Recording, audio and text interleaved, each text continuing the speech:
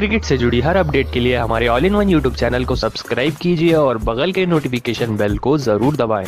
दोस्तों, अगर आप भी शुभमन गिल को भारतीय टीम का आने वाला बेहतरीन खिलाड़ी मानते हैं तो इस वीडियो को दिल से लाइक एक बार जरूर करते हुए जाएं। दोस्तों, आज की भारतीय टीम की जीत में शुभमन गिल का काफी बड़ा हाथ था। आज की 58 रनों की नाबाद पारी के बदौलत भारतीय टीम को शानदार जीत मिली तीसरे वनडे मुकाबले में। इसी के साथ शुभमन गिल को मैन ऑफ द मैच और मैन ऑफ द सीरीज का अवार्ड भी दिया गया। दोस्तों, भारतीय टीम ने पहले इनिंग में शुभमन गिल की तूफानी पारी के बदौलत ही मुकाबला जीत लिया था, लेकिन सभी को यही शक है कि शुभमन गिल कैसे 58 रन पर नॉट आउट रह गए और क्यों उन्होंने अपना शतक नहीं पूरा किया।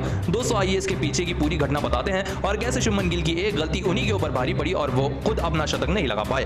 दोस्तों, ये गेंद काफी ज्यादा रोमांचक भरी गेंद थी जिसने इस पूरी चीज को आग दे दी। दोस्तों, आप सभी को बता दें, हेडल वॉश की इस गेंद पर एज तो नहीं गया था बल्ले का, लेकिन फिर भी निकोलस पूरन ने डेस्परेट होकर रिव्यू लेने का फैसला किया क्योंकि शुभमन गिल बल्लेबाज से रिव्यू में देखा गया कि बल्ले का एज नहीं था, बैट्स का एज था, जिसको टच कर शुभमन गिल सिंगल ले पड़े थे। ऐसे में शुभमन गिल को इस चीज की भनक तक भी नहीं थी ये सिंगल उनके ऊपर कितना भारी पड़ने वाला है, क्योंकि दोस्तों आप सभी को बता दें 35 ओवर की 5वीं गेंद थी जिसके चलते सिर्फ एक ही गेंद होनी बाकी थी और इसके ठीक बाद बारिश आने वाला था और स्ट्राइक पर आ गए थे संजू सैमसन। ऐसे में दोस्तों आप सभी को बता दें, किसी को यह भनक नहीं थी कि इस गेंद के बाद शुभमन गिल अपना शतक ही नहीं पूरा कर पाएंगे।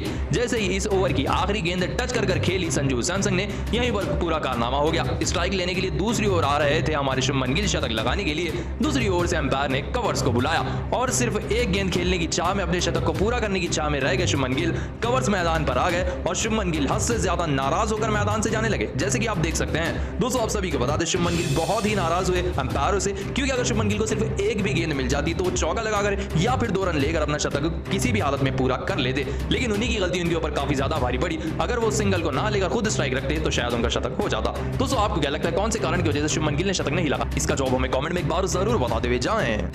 दोस्तों, हमारी भारतीय टीम ने वेस्ट इंडीज को 3-0 से वनडे श्रृंखला हरा दी है, जिसके चलते भारतीय टीम के नाम ये ओडीआई सीरीज भी हो चुकी है। दोस्तों, इस मुकाबले के मुख्य कारण रहे हमारे पहले सलामी बल्लेबाज शुभमन गिल, जिन्होंने इस मुकाबले में 58 रनों की तूफानी पारी खेली, जिसके चलते भारतीय टीम ने 235 रन लगा दिए थे। दोस्तों, आप सभी को बता दें, भारतीय टीम के लिए लक्ष्य इतना काम में आया, डकवर्थ लुईस के बाद भी भारतीय टीम के पास काफी अच्छा टोटल आ गया। दोस्तों, शुभमन गिल ने इस मुकाबले में सिर्फ 2 रन कम रह गए, वरना ये शतक लगा देते। जी हां दोस्तों, इस मुकाबले में 58 रनों की तूफानी पारी खेली शुभमन गिल ने, बारिश के कारण ये 2 रन रह गए थे। दोस्तों, मैच के बाद शिखर धवन ने पुरानी प्रथा को बदल दिया। जी हां दोस्तों, जब उन्होंने मैच और सीरीज जीतने के बाद ट्रॉफी ली तो उन्होंने ट्रॉफी लेकर युवा खिलाड़ी को तो दी, लेकिन वो भी बगल में ठहर गए आवेश खान के। जी हां दोस्तों, अक्सर विराट कोहली, रोहित शर्मा, MS धोनी ट्रॉफी देने के बाद कोने में खड़े होते हैं और टीम को सेलिब्रेट करने लगते हैं, लेकिन जैसे कि आप देख सकते हैं आवेश खान ट्रॉफी उठा रहे हैं और उनके बगल में ही गब्बर धवन ठहरे हुए हैं। ऐसे में इस प्रथा को आज तोड़ दिया है गब्बर धवन ने और युवा खिलाड़ियों के साथ खुद भी इस ट्रॉफी को सेलिब्रेट करने लगे। दोस्तों, भारतीय टीम ने इस मैदान पर पहली ऐसी सीरीज जीती है जहां 3 स्वीप भारतीय टीम ने, यानी कि 3-0 से वेस्ट इंडीज को इस मैदान पर हराया है। दोस्तों, आप भारतीय टीम की इस बेहतरीन और ऐतिहासिक जीत को 5 में से कितने नंबर देंगे? इसका जवाब हमें कमेंट में एक बार। दोस्तों, शिखर धवन ने वेस्ट इंडीज के मैदान पर इतिहास रच दिया है। तीसरे ओडीआई मुकाबले भारतीय टीम को 119 रनों की जीत मिली, जहां पहली इनिंग में भारतीय टीम ने बारिश के चलते 36 ओवर खेले 225 रन बनाकर, तो वेस्ट इंडीज की टीम इतना टारगेट पूरा नहीं कर पाई और मात्र 137 रन पर ही ऑल आउट हो गई, जिसके चलते 119 रन से भारतीय टीम ने मुकाबला जीता। भारतीय टीम के गेंदबाजों ने धाकड़ प्रदर्शन किया और इतिहास रच दिया। क्रिकेट इतिहास में शिखर धवन पहले ऐसे कप्तान बने जिन्होंने वेस्ट इंडीज को इस मैदान पर 3-0 की एक सीरीज हराई है। इसी के साथ कई महा रिकॉर्ड्स बनाए आज भारतीय टीम ने। दोस्तों, आप सभी को बता दें, एक ही टीम के साथ 12 बार जीत हासिल कर भारतीय टीम ने वेस्ट इंडीज के खिलाफ महा रिकॉर्ड बनाया है। भारतीय टीम की आज के मुकाबले की गेंदबाजी की बात करें तो युजवेंद्र चहल ने 4 बड़े विकेट निकाले, वो भी सिर्फ और सिर्फ 4 ओवर डालकर। उनके साथ मोहम्मद सिराज ने भी बेहतरीन गेंदबाजी की, 3 ओवर डालकर 2 विकेट निकाले। उनके साथ गब्बर शिखर धवन पहले ऐसे कप्तान बने जिन्होंने एक ही मुकाबले में 3 से ज्यादा कैच पकड़ी हो। ऐसे में गब्बर धवन ने कप्तानी और फील्डिंग से दोनों से करिश्मा किया। तो वहीं प्रसिद्ध कृष्णा ने एक बड़ी विकेट निकाली जो निकोलस पूरन की विकेट थी। तो उनके साथ मैच को बदलने का दम रख दिया इस मुकाबले में शार्दुल ठाकुर ने, जिन्होंने 2 बड़े विकेट निकाले। इसी के साथ भारतीय टीम की तरफ से एक ऑलराउंडर परफॉर्मेंस आया आज के मुकाबले में। दोस्तों, भारतीय टीम के सभी गेंदबाजों ने तूफानी गेंदबाजी की। अक्षर पटेल ने 1 विकेट ली, जिसके चलते वेस्ट इंडीज की टीम ऑल आउट हो गई और भारतीय टीम ने डकवर्थ लुईस मेथड के हिसाब से 119 रनों से तूफानी मुकाबला जीत लिया। बारिश के कारण भी भारतीय टीम ने इस मुकाबले को शानदार तरीके से जीता, जिसके चलते भारतीय टीम ने पार्क सोहेल के मैदान पर बेहतरीन तरीके से इतिहास रच दिया है। भारतीय टीम ने लगभग 8 रिकॉर्ड तोड़े हैं आज की सीरीज जीतने के बाद। ऐसे में क्रिकेट इतिहास में आज की सीरीज गब्बर धवन के नाम लिखी जाएगी। दोस्तों, आप शिखर धवन की कप्तानी को 10 में से कितने नंबर देंगे? देंगे, इसका जवाब हमें कमेंट में एक बार जरूर बताते हुए जाएगा। दोस्तों शुरू हो चुका है भारत बनाम वेस्ट इंडीज का तीसरा वनडे मुकाबला। आइए टॉस की बात कर लेते हैं। दोस्तों इस सीरीज में पहली बार शिखर धवन ने टॉस जीता और बल्लेबाजी का किया फैसला। दोस्तों निकोलस पूरन ने टॉस हारने के बाद कहा कि वो बल्लेबाजी करना चाहते थे, लेकिन शिखर धवन ने टॉस जीता, जिसके चलते भारतीय टीम को पहले बल्लेबाजी करने आना पड़ेगा। दोस्तों शिखर धवन का यह नतीजा काफी ज्यादा रोमांचक रहा, क्योंकि पहली बार फील्डिंग करने उतरी वेस्ट इंडीज की टीम इस मैदान पर। दोस्तों शुरुआत की अगर हम बात करें, जिस शुरुआत की भारतीय टीम को उम्मीद थी, वैसी शुरुआत दिलाई एक और बार शुभमन गिल और हमारे गब्बर शिखर धवन ने। दोनों ने मिलकर मैदान पर आग लगा दी और 100 रनों की बेहतरीन साझेदारी निभाई, जिसमें सबसे पहले अर्धशतक हमारे गब्बर शिखर धवन ने लगाया और एक कप्तानी पारी खेली इस मैदान पर। दोस्तों उनको देख शुभमन गिल भी तूफानी लय में आ गए। सिंगल डबल और चौकों की बदौलत शुभमन गिल ने भी अपना तूफानी अर्धशतक पूरा किया।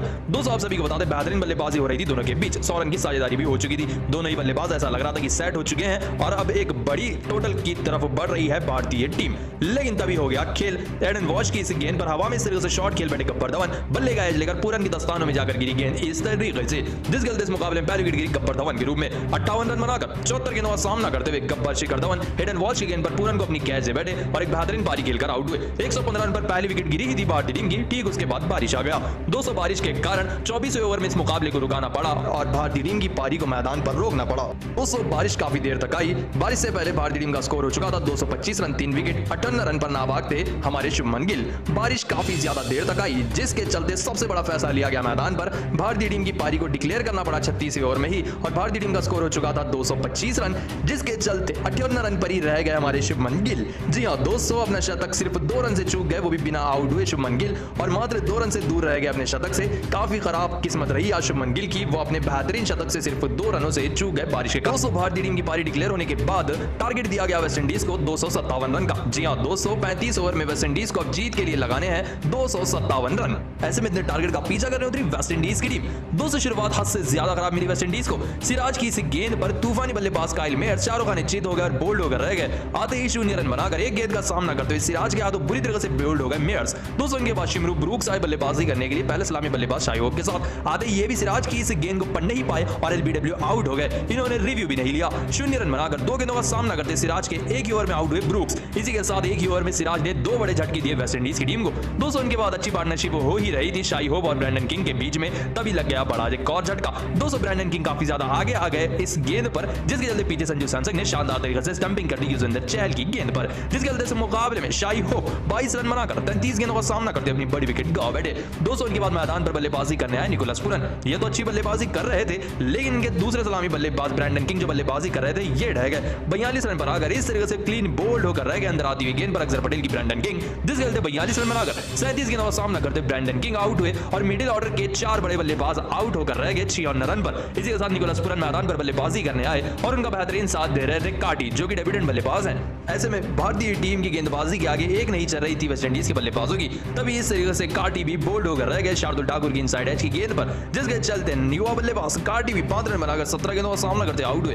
दोस्तों मैदान पर फिर आए तूफानी बल्लेबाज जो कप्तान बल्लेबाजी कर रहे थे निकोलस पूरन। ये मैदान पर कुछ बेहतरीन शॉट्स भी लगा रहे थे, लेकिन फिर इनके सामने विलन बनकर आए प्रसिद्ध कृष्णा। इस शॉट गेंद पर एज ले गई पूरन के बल्ले का गेंद और गब्बर शिखर धवन ने बाउंड्री पर शानदार कैच लपक ली। बड़ी विकेट मिली भारतीय टीम को। कप्तान पूरन 42 रन बनाकर 32 गेंदों का सामना करते आउट हुए। दोस्तों उनके बाद विकेटों का पतंग जारी रहा। इस तरीके से आउट होकर रह गए अगले बल्लेबाज। दोस्तों आप सभी को बता दें, एक और बार शिखर धवन ने शानदार कैच लपक ली, जिसके चलते हुसैन भी मात्र 1 रन बनाकर 6 गेंदों का सामना करते अपनी बड़ी विकेट गंवा बैठे।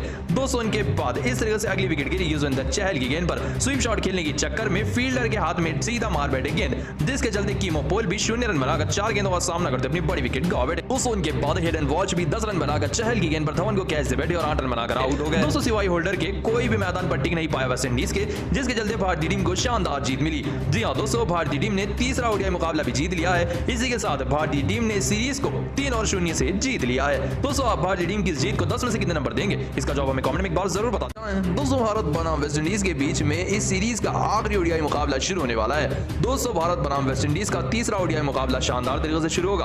दोस्तों तीसरा ओडीआई मुकाबला ट्रिनिडाद के पोर्ट स्पेन के मैदान पर खेला जाने वाला है, जहां पिछला मुकाबला पोर्ट स्पेन के ही मैदान पर खेला गया था जो इस तरीके का था। दोस्तों आप सभी को बता दें, अब बारी है भारत बनाम वेस्ट इंडीज के तीसरे वनडे मुकाबले की। शुरुआती 2 वनडे मुकाबलों में भारतीय टीम ने फतेह हासिल की वेस्ट इंडीज के खिलाफ। पहला वनडे मुकाबला भारतीय टीम ने 3 रनों से जीता, तो वहीं दूसरा ओडीआई मुकाबला भारतीय टीम ने चेस करते हुए 2 विकेटों से जीत लिया। अब बारी है भारतीय टीम की तीसरे वनडे मुकाबले की। दोस्तों इस बार भी अगर भारतीय टीम टॉस जीते है तो बल्लेबाजी करने का ही फैसला करेगी। करेगी क्योंकि शिखर धवन की बल्लेबाजी में काफी ज्यादा डेप्थ। आइए देख लेते हैं भारतीय टीम की प्लेइंग 11 जो होने वाली है तीसरे वनडे मुकाबले में वेस्ट इंडीज के खिलाफ। दोस्तों तीसरे वनडे मुकाबले में 2 या 3 बड़े बदलाव जरूर होंगे। भारतीय टीम की प्लेइंग 11 में होंगे सलामी बल्लेबाज शुभमन गिल और कप्तान शिखर धवन। दोस्तों इस बार तीसरे नंबर पर आ सकते हैं दीपक हुडा और चौथे नंबर पर आ सकते हैं श्रेयस अय्यर। उनके बाद आएंगे संजू सैमसन। दोस्तों सूर्य कुमार यादव को बैठने का मौका मिल सकता है क्योंकि इस बार अक्षर पटेल जल्दी आएंगे। उनके बाद बल्लेबाजी करने आएंगे शार्दुल ठाकुर और आवेश खान। गेंदबाजी में होंगे मोहम्मद सिराज, प्रसिद्ध कृष्णा और युजवेंद्र चहल। दोस्तों पिछले 2 मुकाबले से सूर्य कुमार यादव का परफॉर्मेंस उतना कुछ बेहतरीन नहीं रहा है जिसके चलते उन्हें बैठने का भी मौका मिल सकता है क्योंकि भारतीय टीम अपने गेंदबाजों का कॉम्बिनेशन ट्राई करने वाली है जैसे कि आवेश खान और प्रसिद्ध कृष्णा, मोहम्मद सिराज और आवेश खान और शार्दुल ठाकुर। ऐसे में भारतीय टीम इन गेंदबाजों के बदलाव के साथ तीसरे वनडे मुकाबले में उतरने वाली है ट्रिनिडाद के मैदान पर वेस्ट इंडीज के खिलाफ। दोस्तों आपको क्या लगता है क्या भारतीय टीम तीसरा वनडे मुकाबला अपने नाम कर पाएगी या नहीं? इसका जवाब हमें कमेंट में एक बार जरूर बताते हुए चाहें। दोस्तों भारत बनाम वेस्ट इंडीज के बीच में दूसरा ओडीआई तो समाप्त हो चुका है लेकिन इसी मुकाबले में एक ऐसा पल आया जहां 99% जीता हुआ मुकाबला वेस्ट इंडीज की टीम हार गई। दोस्तों पहले तो बल्लेबाजी से करिश्मा किया था शाई होप ने जिन्होंने 115 रनों की पारी खेली थी और वेस्ट इंडीज को 300 के पार पहुंचा दिया था। इन्हें टारगेट का पीछा करते भारतीय टीम में 3 विकेट तो चले गए थे लेकिन उसके बाद सूर्य कुमार यादव के आउट होने के बाद श्रेयस अय्यर और संजू सैमसन ने दोनों ने अर्धशतकीय पारी खेली लेकिन इन दोनों के आउट होने के बाद भी वेस्ट इंडीज 99% ये मुकाबला जीत गई थी क्योंकि 2 नए बल्लेबाज मैदान पर थे। स्ट्राइक पर अभी भी 42 रनों की दरकार थी भारतीय टीम को जीत के लिए।